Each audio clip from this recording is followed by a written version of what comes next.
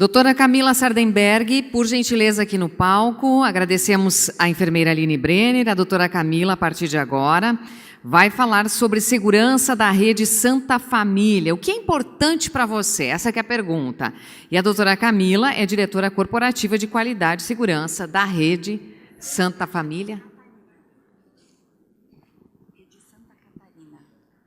Santa Catarina. Obrigada, doutora Camila. Rede Santa Catarina, desculpem o equívoco, e uma boa apresentação. Ao final, teremos 10 minutinhos para perguntas de vocês, ok? Uma boa apresentação, doutora Camila. Muito obrigada, muito obrigada. Bom dia, pessoal.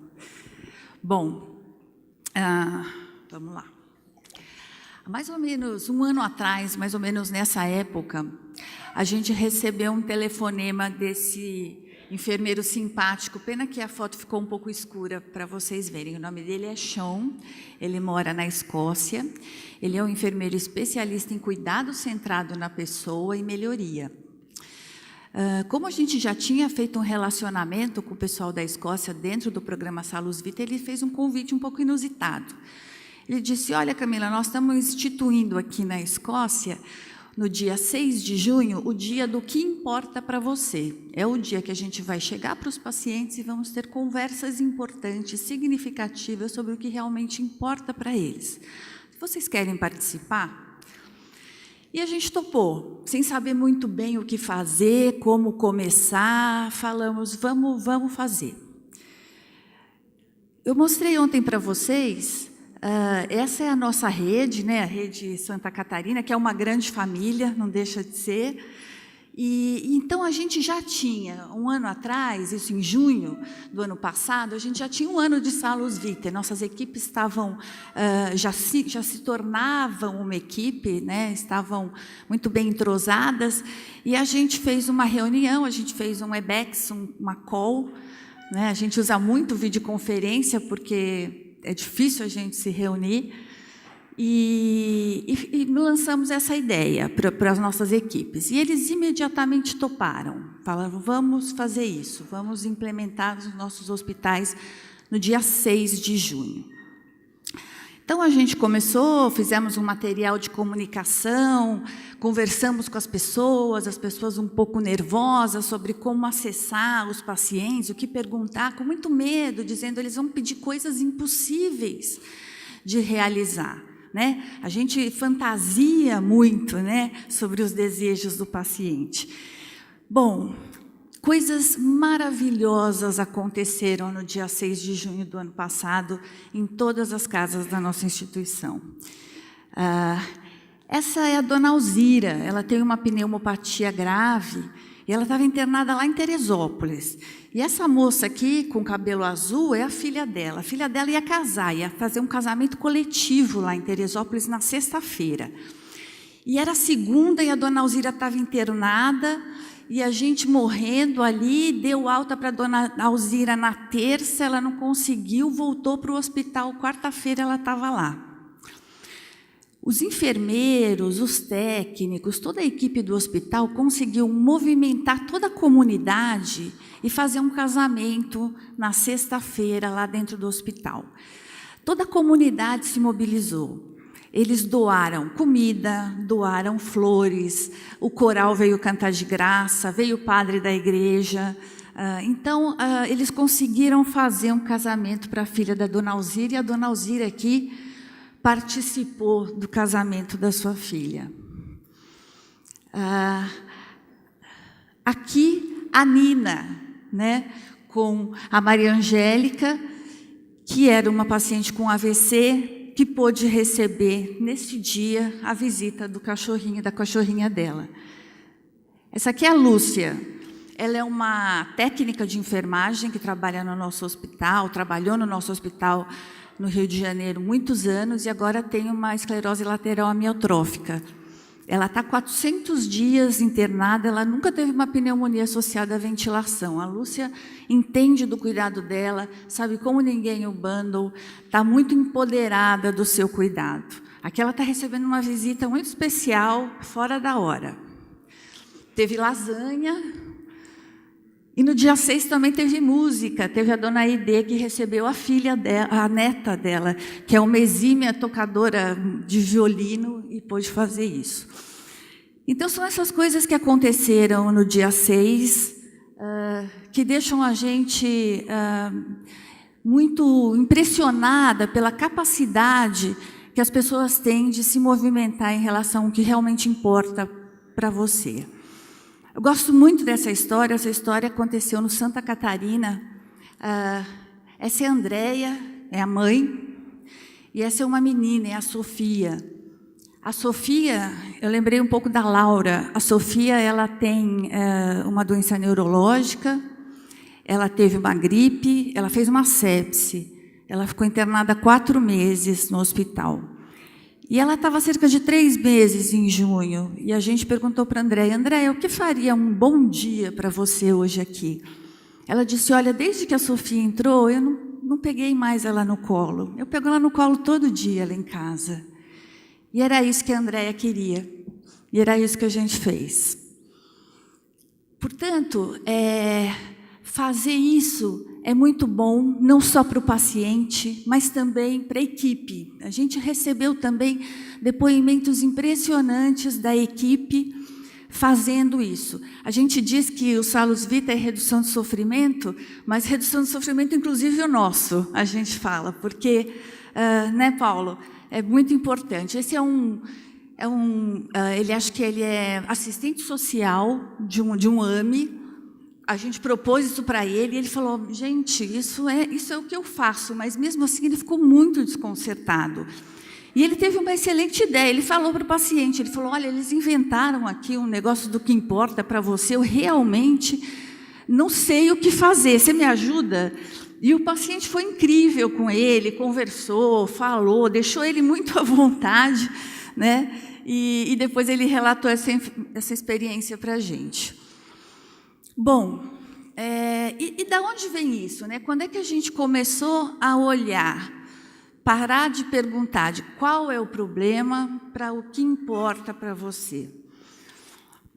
Esse é o primeiro artigo que tem essa ideia, né? Ele foi publicado em 2012 no New England, falando um pouquinho da vida da gente, como é que ela ficou, né? A gente, no início, era isso que confortava os pacientes, era pegar na mão, era o olhar, ela está lá. E as coisas foram ficando, né? A medicina foi se desenvolvendo tanto e, de certa maneira, esse desenvolvimento nos distanciou um pouco do paciente. Como fazer esse caminho de volta? Como voltar para isso? E essa frase está nesse artigo. A certa altura do artigo, ele diz assim: é importante que os médicos abandonem um papel único de autoridade paternalista. Em outras palavras, eles precisam aprender a perguntar o que importa para você, e não só qual é o problema. Isso não é fácil, gente. Isso não é simplesmente fazer uma pergunta. Porque para se fazer essa pergunta de uma maneira realmente significativa, a gente precisa repensar todo o nosso papel como profissional de saúde, de não ser mais uma pessoa que trabalha para o paciente, mas realmente trabalha com uma pessoa. Esse é o nosso grande desafio. E por quê? Por que fazer isso? Vocês acham que é aceitável não tratar as pessoas com dignidade, compaixão e respeito? Claro que não. Oferecer um cuidado não coordenado, tratar os pacientes como um conjunto de sintomas, manter uma relação de dependência, a gente sabe que isso não é aceitável. Ele é importante porque ele nos conecta com as pessoas que estão ali, engaja todo o time, a família, o paciente, nos faz compreender muito melhor quais são as prioridades do tratamento, estabelece uma relação muito importante de confiança e satisfação. E os estudos mostram que quando os pacientes são envolvidos nos seus cuidados, eles escolhem terapias muito menos invasivas e muito mais baratas, muito menos custosas para a instituição. Portanto, quando a gente olha para o cuidado centrado na pessoa, a gente tem 4 princípios fundamentais. Na verdade, se a gente colocar dignidade, respeito e compaixão envolvendo toda essa relação, a gente precisa de personalização, de coordenação e de empoderamento. Essa palavra vem do inglês, que não é do empowerment, é enable, é capacitação. É como é que eu deixo o paciente à vontade para fazer as suas escolhas e dou as ferramentas que ele precisa para fazer as escolhas que ele precisa na hora que ele precisa. Quais são essas áreas fundamentais? Então, a gente precisa ter algumas perguntas em mente quando envolver o paciente. Primeiro, o que importa? Quem importa? Qual informação ele precisa para tomar uma decisão? Nada sobre o paciente sem o paciente. E o cuidado personalizado. Então, o cuidado centrado no paciente envolve uma série de componentes. Integração, educação, tomada de decisão, autocuidado. A gente tem também, hoje, muito mais fácil com a tecnologia que a gente tem, dos aplicativos, de estar ali, fazer uma consulta virtual com o paciente. Outro dia eu estava vendo um dado da Kaiser Permanente, que faz 1 milhão de consultas virtuais por ano. Então, é uma coisa muito importante, a gente tem que ser capaz de fazer isso. Eu ouvi um menino também, uma criança, um adolescente diabético, que fez uma call com o médico dele, ele estava num acampamento, e ele tinha uma insulina de longa ação e uma de média ação. E ele estava com a mochila, ele caiu e os frascos daquela insulina dele de longa permanência se quebraram.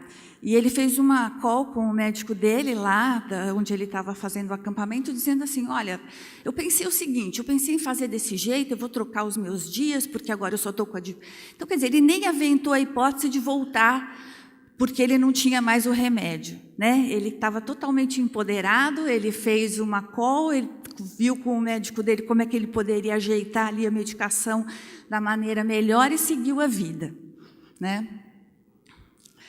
Tudo isso, todos os estudos são feitos até agora, mostram que a gente tem melhor experiência para o cuidado. O que vocês acham que a dona Aide, que recebeu a neta dela, vai lembrar quando ela estava no hospital? Né? Ela não vai levar do bundle do catéter, ela vai lembrar do dia que a neta dela foi tocar o violino. Dá uma melhor qualidade, a gente tem um melhor resultado de saúde. Aliás, a dona Aide, quando entrou, disse que queria sair correndo do hospital. E depois ela disse que morria de saudade das pessoas que estavam lá. Quando é importante fazer isso? Sempre, sempre. Do macro para o microsistema. Quando você estiver fazendo um procedimento, nas transições de cuidado, nas consultas, nos cuidados no final de vida. E como, né? Isso foi um grande desafio para a gente, uma grande dificuldade, porque a gente falava, como é que a gente vai fazer? A gente vai chegar, bom dia, dona Helenara, o que importa para você? Né? Muitas vezes essa não é a melhor pergunta, né? É muito importante que haja algum envolvimento com o paciente, até para você entender o melhor momento de perguntar. O que faria do dia de hoje um bom dia para você? Nas visitas, quando a gente faz o round, qual que é a sua preocupação maior nesse momento? O que te angustia mais? Antes de uma cirurgia, a gente pode perguntar, o que é uma boa cirurgia para você? Essa cirurgia vai ser bem sucedida se acontecer o quê? Né? O que você gostaria de estar fazendo daqui a 6 meses para pessoas que têm problemas incapacitantes que você não está fazendo hoje? Esses são os desafios, identificar maneiras de integrar essas perguntas, esses acessos no nosso dia a dia.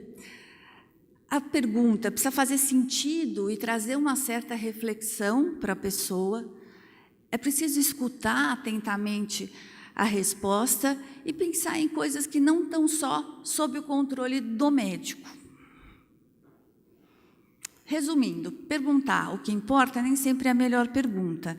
Tem maneiras muito simples e rápidas de incluir isso. Façam PDSAs. A gente tem um enfermeiro que colocou no quadro do quarto. data provável de alta, riscos e o que importa para ele hoje, né? Então, vamos fazendo testes, porque essa abordagem é capaz de acelerar uma enorme mudança na organização de vocês. Quebrando algumas regras. Às vezes, a gente precisa quebrar algumas regras mesmo da instituição, que são regras que estão ali, porque também algumas regras elas têm vida própria. Ninguém sabe como elas chegaram, elas estão ali, as coisas simplesmente funcionam aqui assim. Eu vou contar uma história para vocês, que é uma história que eu fiquei bastante impactada com essa história, e ela é assim,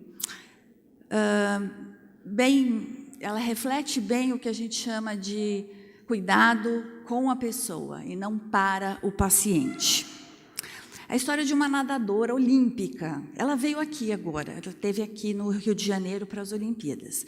O nome dela é Dana Vollmer, ela é americana, e ela nasceu numa família de atletas. A mãe dela é professora de natação, o pai, o irmão.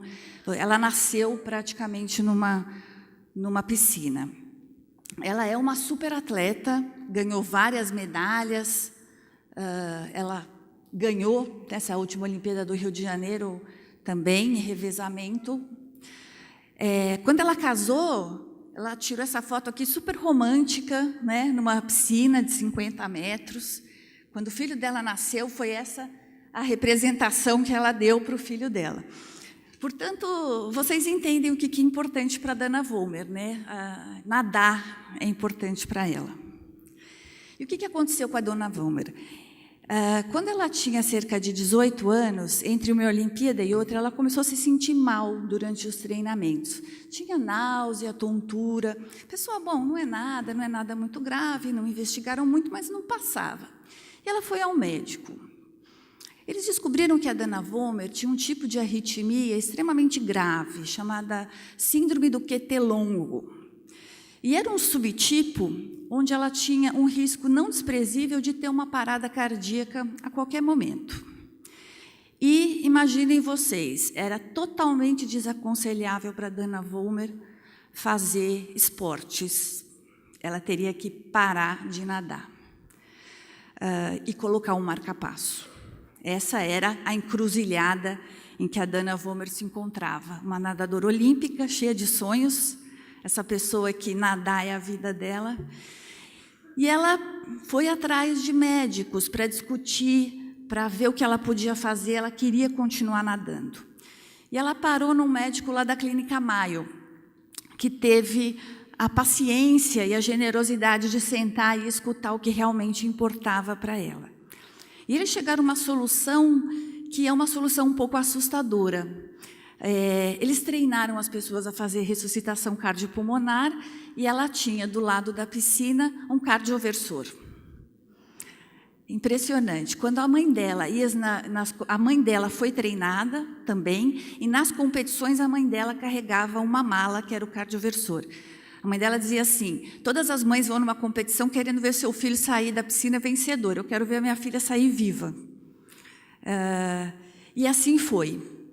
Isso ficou durante uns anos, ela não teve, e a síndrome desapareceu, quer dizer, não foi mais. Então, é uma história feliz, mas completamente impactante. Mas essa é uma história que envolve família, envolve um médico, envolve pessoas que estão realmente voltadas para resolver e para entender o que move aquela pessoa que está ali. Algumas ideias para a gente começar. Não precisamos começar que nem a Dana Vollmer, mas por que horários de visita?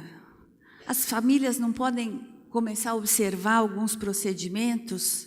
Os pacientes podem escrever nos próprios prontuários, compartilhar. Como eu falei para vocês, muitas regras, que são às vezes bem intencionadas, elas assumem vida própria. Ah, não pode comer isso, não pode fazer isso, não pode... Então, vamos entender o que realmente pode ser quebrado e até deve ser quebrado. Perguntar estimula a conversa. coprodução e codesenho junto com os pacientes. Essas coisas transformam a organização. A gente está vivendo isso muito intensamente na nossa organização. As pessoas começaram a fazer isso como parte do trabalho, né? Isso requer, claro, um equilíbrio muito grande, né, do balanço do poder, quer dizer, o médico já não é o dono de tudo, mas tem uma grande capacidade de melhorar a segurança, melhorar a segurança e reduzir a quantidade de recursos que a gente gasta com esses pacientes. A gente falou um pouco isso ontem, né, quando a gente falou do Salus Vitae. Paulo até sugeriu, inclua os pacientes nos times de projeto de melhoria, inclua os pacientes nas visitas multidisciplinares. A gente tem uma visita multidisciplinar que a gente fez no interior do Rio de Janeiro, e os pacientes adoram, eles acham, nossa, eu me sinto super importante, todos aqui olham para mim e estão preocupados comigo. Para eles acharem isso uma coisa interessante, é que a gente deveria estar fazendo muita coisa errada, né? Estabeleça parcerias com os pacientes, principalmente os pacientes que têm condições crônicas, diabetes, DPOC, eles ajudam muito a redesenhar todo o processo de cuidado. E envolva toda a comunidade. Eu acho que quando a gente fala até numa coisa maior, no Triple Win, a gente tem que trazer a comunidade para nos ajudar também a redesenhar o sistema de saúde que a gente tem. Eu vou passar um videozinho que a gente fez com algum das nossas histórias que vocês vão ver aí. Pode passar, por favor?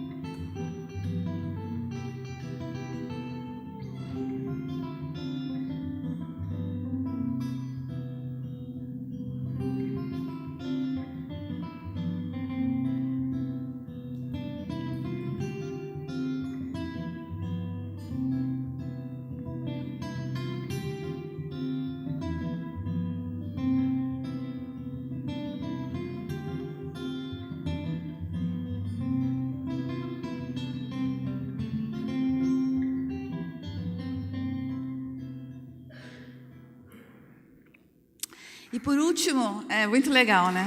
Muito legal.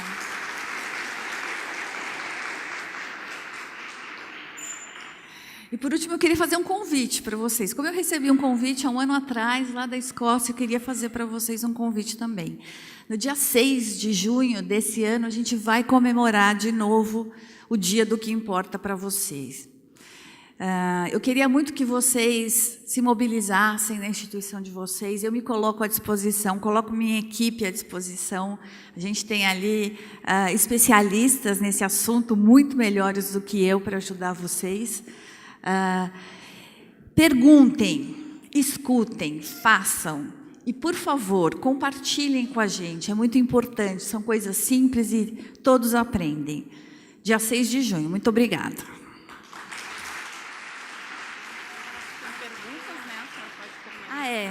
As perguntas. Ainda tenho tempo? Não, nós temos uma mediadora. Ah. As estrelas têm mediação aqui, doutora Camila. Que coisa boa a doçura e o amor que a senhora nos trouxe nessa sua apresentação. Muito obrigada pelo que tem feito lá pela Rede Santa Catarina. Por gentileza, enfermeira do projeto Paciente Seguro, Roberta Barpi, aqui no palco para fazer esse período de mediação com a doutora Camila Sardenberg.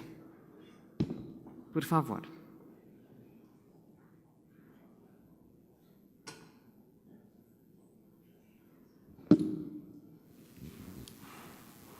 Bom dia.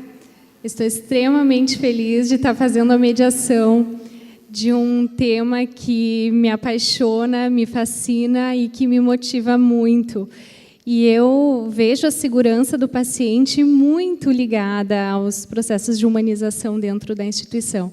Então, Camila, eu queria te parabenizar, dizer que esse trabalho é muito lindo e que a gente já vê esse movimento também nos nossos hospitais do projeto. Ontem nós tivemos o exemplo do seu Marcílio, lá de São Paulo.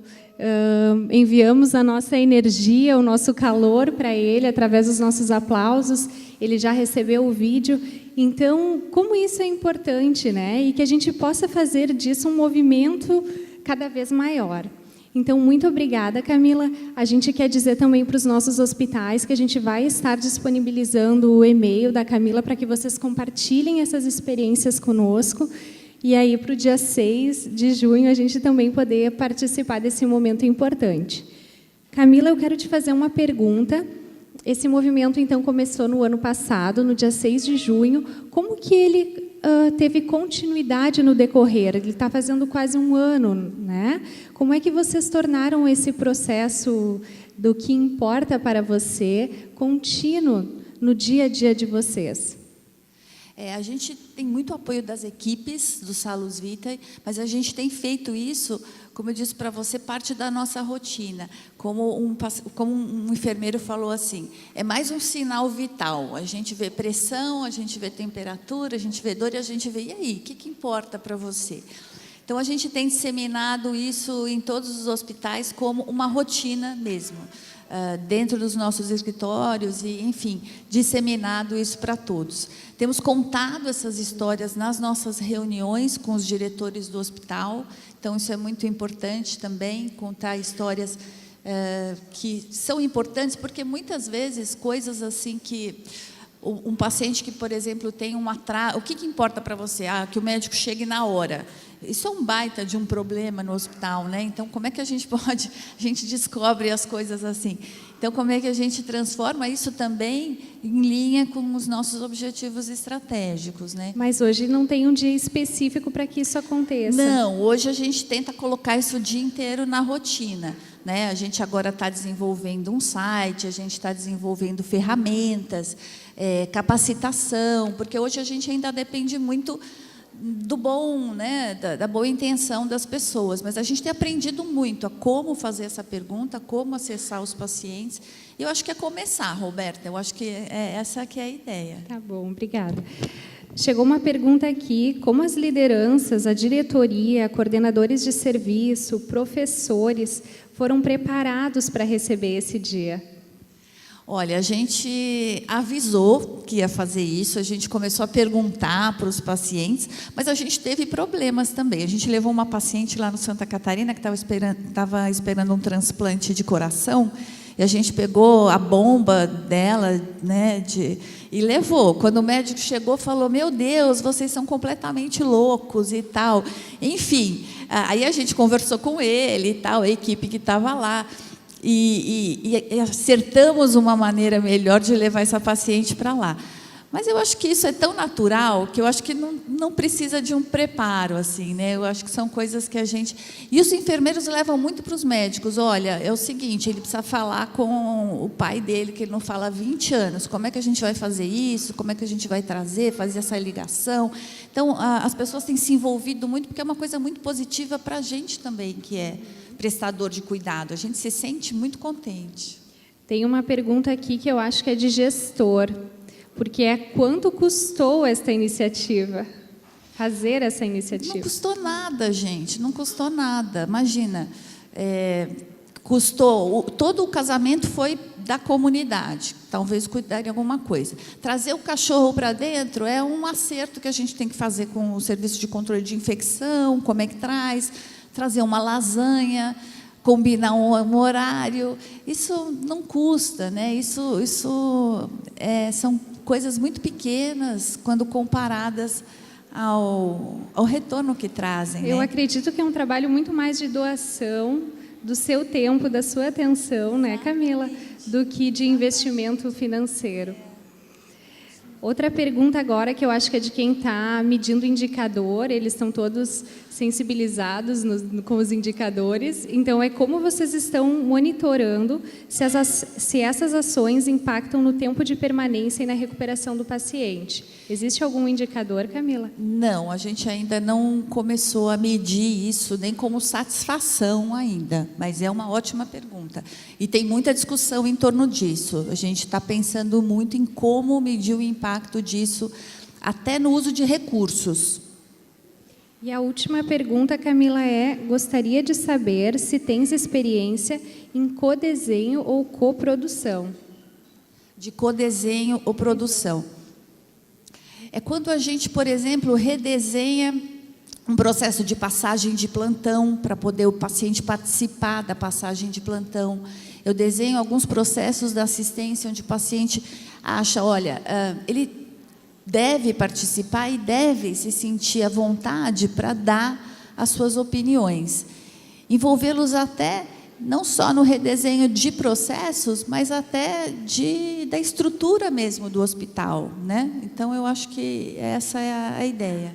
Chegou mais uma aqui, Camila. Qual a metodologia usada no dia, o que importa para você? Existe algum formulário? Foi através de rodas de conversas? A gente fez uma reunião com as casas, né? Fizemos uma videoconferência e a gente perguntou para eles, como é que vocês fariam isso? E a gente teve os mais diversos modelos. A gente teve gente que fez, sim, um formulário, a gente teve gente que não fez formulário, a gente teve gente que fez um questionário estruturado, né? Então, não tem uma receita de bolo. Eu acho que nós também estamos aprendendo e por isso que é tão importante a gente compartilhar essas nossas experiências. O que a gente tem talvez essa pergunta em si, seca, talvez não seja a melhor pergunta, então a gente está aprendendo maneiras de perguntar e momentos também para perguntar isso. Mas eu acredito que você abordou muito bem quando falou da personalização. Em humanização, eu acredito que não temos como padronizar um método, né, Camila? Eu acho que é muito mais de personalizar e entender o momento do paciente, do profissional também para fazer essa abordagem. Temos mais alguma pergunta? Pergunta do cachorrinho. Ah, temos uma pergunta, sim. Como foi a visita do animalzinho de estimação? Isso já é uma rotina? Então, isso passa a ser, né, uma rotina para as pessoas que querem. Em alguns hospitais agora a gente tem até mascotes. O cachorro fez tanto sucesso que a gente tem até cachorro que tem crachá de hospital, assim, que entra e tal, visita, faz parte do time assistencial. Então, não é tão impossível, né? São aquelas regras que a gente tem que tem vida própria, né? Não pode pronto. Mas você concorda que ele é um auxiliar terapêutico? Totalmente, deixa as pessoas muito mais felizes, né? Tem muitos pacientes que... Hoje a gente vê, né, o envelhecimento da população. A minha mãe mesmo, a minha mãe teve câncer de ovário, né? E ela fez o tratamento, e aí, uma hora eu perguntei assim para ela, falei, olha, mãe, eu não sei porque você vai ficar um pouco imunossuprimida, a gata dela chama Filomena, né? Eu falei, eu não sei se a Filó vai conseguir ficar com você na sua casa.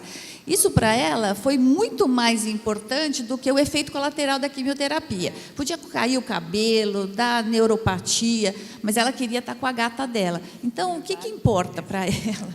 Né? Então, são essas coisas que a gente tem que se aproximar um pouco mais, né?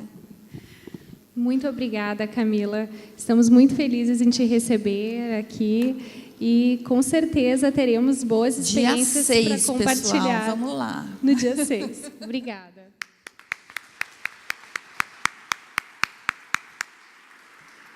Obrigada também, Roberta, pela mediação. Doutora Camila, um prazer enorme ouvi-la sempre. Gente, vamos em frente, lembrando apenas e pedindo que vocês não esqueçam, por favor, de preencher o quiz, trocar a cartelinha por um presente daqui a pouco na hora do coffee ou então na hora do almoço, combinado? E aos visitantes, confiram os horários do voo e do transfer no receptivo lá no andar térreo.